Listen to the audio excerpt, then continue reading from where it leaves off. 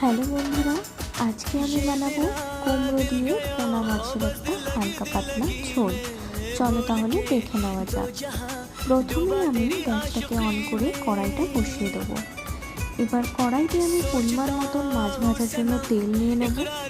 তেলটা গরম হয়ে গেলে আগে থেকে নুন হলুদ মাখিয়ে রাখা পোনা মাছগুলো আমি একে একে দিয়ে ভালো করে উল্টে পাল্টে ভেজে নেব।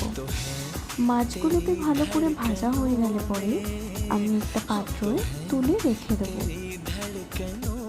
মাছ ভাজাগুলোকে তুলে রেখে ওই তেলের মধ্যে কিছুটা পরিমাণ কালো জিরে আমি ফোড়নে দিয়ে দেবো। আগে থেকে আমি এখানে কুমড়ো, টমেটো, কাঁচা লঙ্কা এবং আদা কেটে রেখেছিলাম। কুমড়োগুলোকে কড়াইতে দিয়ে ভালো করে আমি লাল লাল করে ভেজে নেব। কুমড়ো ভাজা হয়ে গেলে পরে সেই কুমড়োর মধ্যে আগে থেকে কেটে রাখা টমেটো, কাঁচা লঙ্কা দিয়ে দেবো। সাথে আমি আদাটাকেও একটুখানি ঘষে দিয়ে দেবো। তোমরা চাইলে এটাকে পেস্টও দিতে।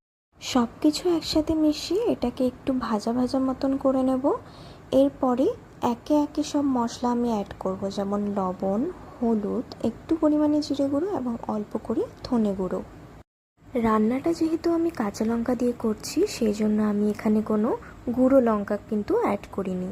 সব রকম মশলা দিয়ে এটাকে আমি ভালো করে মিশিয়ে নেব।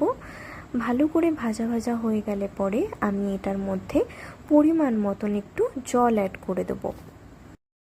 জল এটার মধ্যে অ্যাড করে ভালো করে এটাকে নাড়াচাড়া করে নিয়ে গ্যাসের ফ্লেমটাকে হাই করে আমি এটাকে টকবক করে ফুটিয়ে নেব।